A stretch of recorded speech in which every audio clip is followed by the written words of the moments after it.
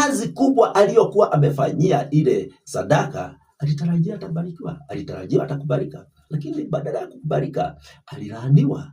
Je, wewe ndani ya moyo wako uaje?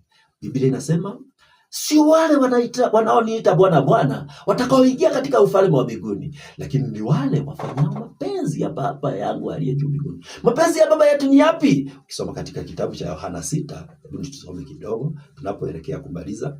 Yohana 6 aya yake ya 40 inasema hivi, mpendwa msikilizaji, neno linasema hivi: kwa kuwa mapenzi ya Baba yangu ni haya, ya kwamba kila amtazamaye mwana na kumwamini yeye awe na uzima wa milele, nami nitamfufua siku ya mwisho. Mapenzi ya Baba yetu ni tumtazame mwana. Ukisoma katika kitabu hicho cha Yohana 1 aya 29 inasema hivi mpendwa, inasema hivi, Yohana 1:29,